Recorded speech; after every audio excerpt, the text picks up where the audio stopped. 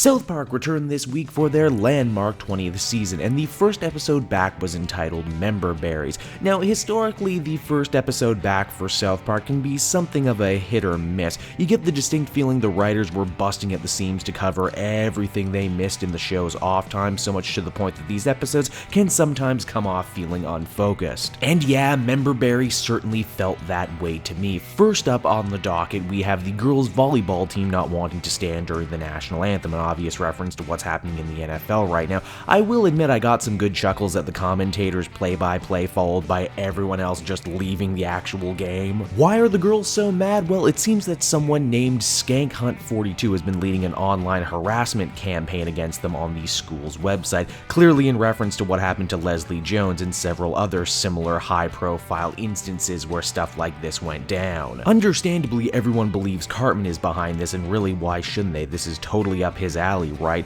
However, Eric claims to have totally turned over a new leaf, why he's even sporting a Tokens Life Matter shirt. How did this come about? Well, we're never exactly told, nor do we ever see how Token feels about this whole thing. In classic South Park fashion, Cartman has once again hijacked another well-meaning if hot-button issue so he can continue to be a dick while also hiding behind the veil of righteousness. Yet, despite all of this, it's made pretty clear that he's not Skank Hunt. I did enjoy the little aside with Kyle this episode. We get to see him battle with feelings of shared guilt, and later in the same episode, the boys admit that bad stuff keeps happening around them, but hey, we aren't doing it, so why should we feel bad about it or even try and change it? Wow, I'm this long into the video and I haven't even talked about the member berries themselves yet. Turns out they're talking berries who remind people of stuff they like Star Wars or Ghostbusters. It's these member berries used by people like J.J. Abrams, who has been tasked with rebooting the national anthem in hopes that it will make everyone want to stand up and in doing so save America. Then there's all the election stuff. Yes, in an episode that casts a stink eye towards reboots and rehashing, South Park went out of its way to rehash the old giant douche versus turd sandwich debate of seasons past,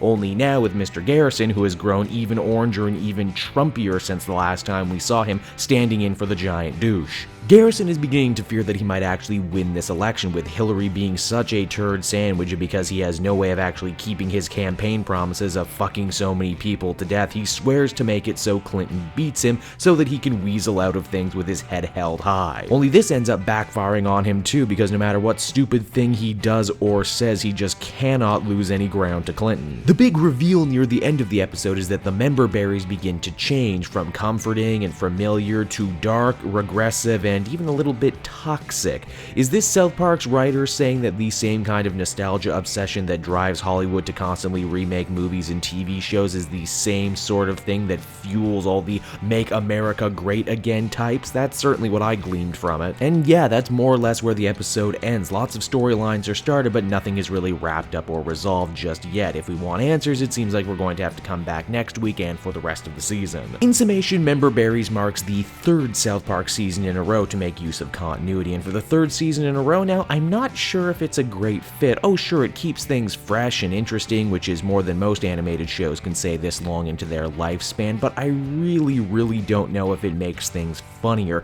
If nothing else, unlike last season, there was an obvious attempt made to really hammer home all the different storylines we're going to be following this season right out of the gate instead of introducing them later. But you know what? South Park's greatest strength has always been its 2-week turnaround that allows them to stay topical and tackle whatever issue is in the news at the time. Who's to say they just won't drop any one of these plot lines so they can focus on something that's happening in the real world? Overall, well, there was some good laughs to be had. At the end of the day, I wish they had just picked a single topic instead of it being all so scattershot the way it was. Overall, I would feel comfortable giving this one a 6.5 out of 10. Hey everyone, thanks so much for watching my newest video. I hope you enjoyed it, and while you're here, why not check out another video I have on offer? Or maybe if you're feeling in a supportive mood, you want to like or subscribe. And if you want to support the creation of more videos just like this one, then please by all means check out the Kate Joel Patreon. A little bit goes a very long way, and I will see you all next time.